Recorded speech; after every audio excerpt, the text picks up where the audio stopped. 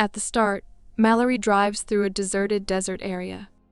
She is engaged and set to marry in a few days, but tension with her fiancé makes her unhappy about the wedding. Still, she must travel to a nearby city for preparations. On the way, her sister Ella video calls. She says she hasn't booked a flight for the wedding yet because she wants Mallory to be sure she's truly happy with the marriage. Mallory smiles slightly and says she is. Mallory continues along the lonely roads and eventually takes a shortcut. The road is good and the fastest route to the city. She plays music and enjoys the drive, but after some distance, the car suddenly stalls in the middle of the road. She gets out, inspects the engine, and tries restarting it, but it won't start. She realizes she's stuck, and her phone has no signal. Mallory sits inside her car, hoping someone will come to help. As she opens an energy drink, the can suddenly bursts, ruining her shirt. She moves to the back of the car to change. Out of nowhere, a boy appears, startling her, but he politely introduces himself as Christian. His calm voice soothes her, and she feels relieved that help has arrived. Christian begins working on her car. Meanwhile, Mallory feels uneasy since he's a stranger and grows uncomfortable. Despite this, after some effort, Christian fixes the vehicle. Grateful, Mallory offers him money, but he declines and tells her to drive safely. When Mallory starts to leave, she notices Christian walking alongside. Moved by kindness, she decides to give him a ride. As they travel, they chat. Though a stranger, Christian speaks kindly and shows he's a decent person. Listening to him, Mallory opens up, revealing she's getting married soon and heading to the city to prepare for the wedding. During the ride, Christian begins flirting with Mallory. She ignores him, but gradually his behavior turns odd. He claims fate brought them together and that maybe it was meant to be. Soon, he starts making inappropriate remarks, and Mallory realizes he's not as decent as he appeared. Feeling unsafe, she stops the car and tells him to get out. However, Christian's intentions were already dark. He pulls a knife and threatens her, warning that serious consequences will follow if she doesn't comply. He orders her to drive quietly and not to scream. Afraid, Mallory obeys. She asks why he's doing this. He says she should have left right after he fixed the car and questions why she gave him a lift. He confesses he's grown fond of her and demands she come with him to a nearby house where they'll spend the night. Terrified, Mallory notices Christian isn't wearing his seatbelt and that a sharp turn approaches. Suddenly, she accelerates and deliberately drives off the road into a ditch at the bend. Now Mallory is hanging upside down inside the car. One leg is trapped badly in the seat, preventing movement. Meanwhile, Christian was thrown out and is unconscious since he wasn't buckled up. Still, Mallory's condition is worse. She struggles to free her leg, but it's firmly stuck, making escape impossible. She spotted Christian's knife lying nearby. Before he regained consciousness, Mallory struggled and grabbed it. As Christian came to, she quickly hid the knife. Noticing one of her legs was trapped, Christian smirked and said, "If you can get out, do it yourself. I won't help." Then he left her hanging upside down in the car and walked away. Mallory begged, but he ignored her. With no way to escape, she screamed for help, but the car had crashed far off the road. A river was nearby. It was night by then, and no one came. Her leg remained stuck, and as darkness deepened, the cold worsened her condition. She found a cloth inside the car and wrapped it around herself. She also turned on the heater to stay warm, but cold wasn't her only problem.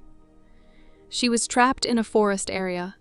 Suddenly, she realized wild animals were close by. Quickly, she switched off the headlights to avoid attracting them. Fortunately, it worked, and she managed to survive the night. The next morning, Mallory woke to find some animals still nearby.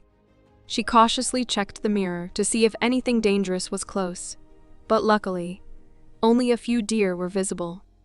Suddenly, Christian reappeared. He seemed completely fine, showing no signs of injury from being thrown out of the car. Walking up to her, he began speaking not with concern, but with a disturbing smile, as if enjoying her misery. Desperate, Mallory pleaded. Please, at least give me some water or food. Christian mocked her, then sat down in front of her and casually began eating and drinking. After a moment, he said, Answer a few questions, and I'll share some. Starving and dehydrated, she hesitantly agreed. Without shame, he asked, When and with whom did you first get intimate? Embarrassed, Mallory replied she was 17.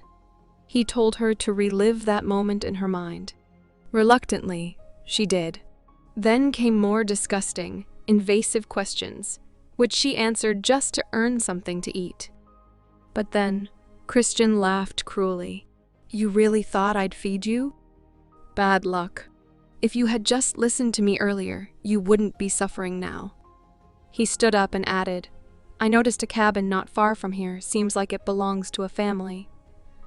Though it's empty at the moment. Be careful. I doubt you'll last much longer. After saying those words, Christian walked away. Mallory kept pleading, begging him not to abandon her like that and to help her, but he paid no attention. Night fell once more. Darkness surrounded her, and the cold grew harsher. Her feet had gone numb, but she was fortunate enough to find a lighter inside the car. She began burning bits of paper and whatever else she could find to create a little warmth and light. Eventually, drained from everything, she drifted off into a short, uneasy sleep. However, her rest didn't last long. A rat began scratching her, jolting her awake. To her horror, she saw several rats had gathered. In panic, she tried to drive them away and even killed one in fear. At that moment, overwhelmed by freezing temperatures, hunger, and thirst, she felt completely shattered. But soon, a grim thought struck her. Maybe the rat's arrival wasn't all bad. At least now she had something to eat. Though it disgusted her, she roasted the rat over the fire and ate it, knowing it was the only way to survive. The act made her sick inside, yet she understood there was no other choice. After eating, she rested again. At dawn, she suddenly heard her phone ringing. Though it was out of reach, she stretched with all her strength and finally grabbed it. Seeing the screen light up filled her with a flicker of hope. Maybe rescue was near. Just then, Christian returned. Mallory quickly hid the phone. He began talking once more about the cabin, claiming the family who lived there had come back, but he had locked them inside to stop them from accidentally reaching her. With a twisted smile, he added, But don't worry. I brought something that'll help you. Before Christian can say anything else, Mallory's phone starts ringing again. Hearing it, he snatches the phone from her hands. Mallory screams in desperation. This was her final hope. Without hesitation, Christian smashes the phone. Then, he reaches into his bag and pulls out a hammer. Mallory panics, thinking he's about to kill her. But instead, he pulls out a blade and tosses it toward her. Trembling, Mallory asks, What are you planning to do with this? Christian calmly replies, Use it to cut your leg free. This is your only chance. If you don't, you'll die here. Tears roll down her face as she pleads, Please, I can't do it. Just help me out. I won't tell anyone. If you want me to stay with you or whatever you want, I'll do it. But Christian shows no emotion. He leaves the blade and walks off without another word.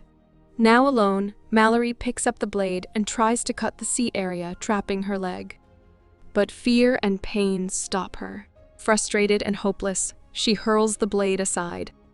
As night falls again, intense thirst overwhelms her. She hadn't had water in a long time. The nearby river is too far to reach.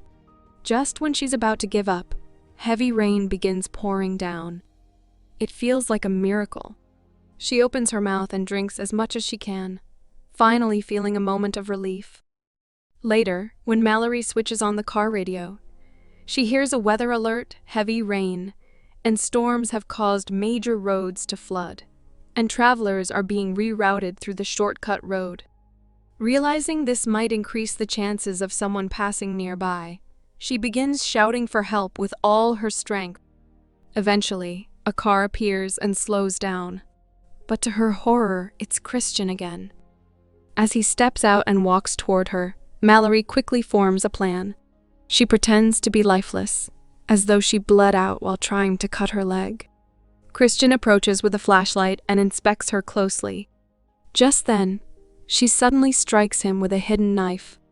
During the struggle, she manages to grab his car keys, locks the vehicle using the remote, and activates the car's alarm. To trap him, she pretends to throw the keys away so he can't leave either. She hopes someone nearby will notice the siren and stop.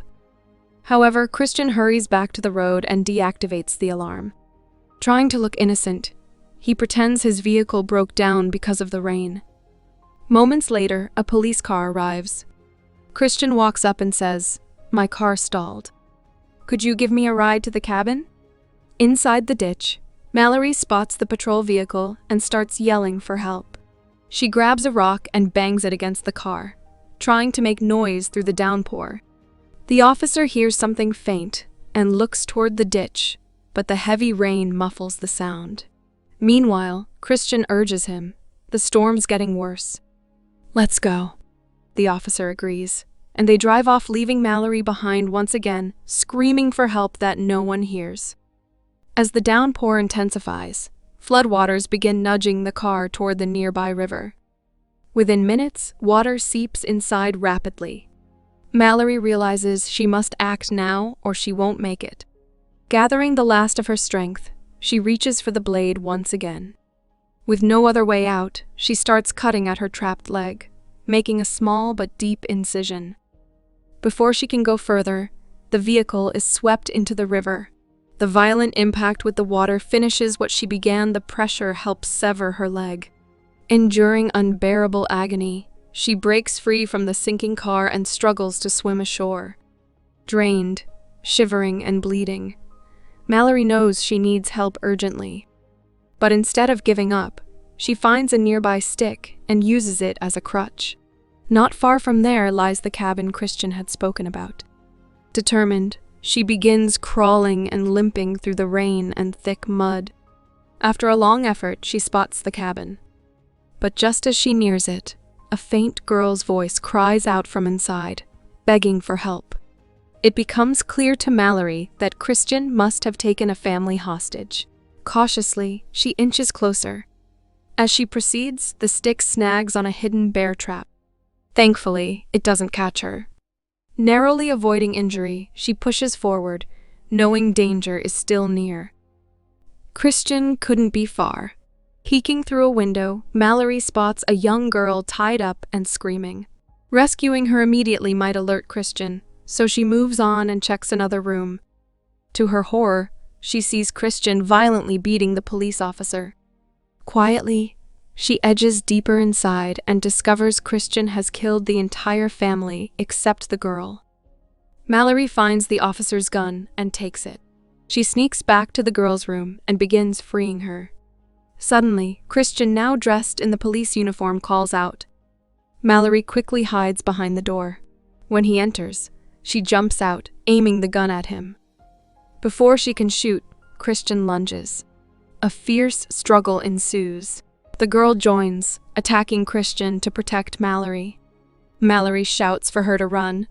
After a brutal fight, Mallory breaks free. But Christian isn't finished. He rises and searches the cabin for her. She hides beneath a table, but he finds her and tries to strangle her. Summoning every ounce of strength, Mallory fights back, injures him, and escapes once more. Christian, furious and desperate, steps outside to search. Seizing the chance, Mallory silently approaches from behind and pushes him off the balcony. He crashes hard, and in a cruel twist, his foot gets caught in the same bear trap. Christian screams in pain, trapped and helpless just like Mallory had been before. Mallory descends with the rescued girl, approaches Christian, and coldly hands him his own knife. "Need some help?" she says, Just as you gave me a blade, I'm giving yours back. Cut your leg off. It's your last hope. Otherwise, you won't survive. Overwhelmed by agony, Christian realizes everything he did has led him to this moment. Then Mallory adds with finality, maybe you were right, our meeting and this outcome were fate. But look at your luck now. Regrettable, isn't it? With that, she leaves him to endure the consequences of his cruelty and walks away with the girl into the rainy night. That's where the story ends.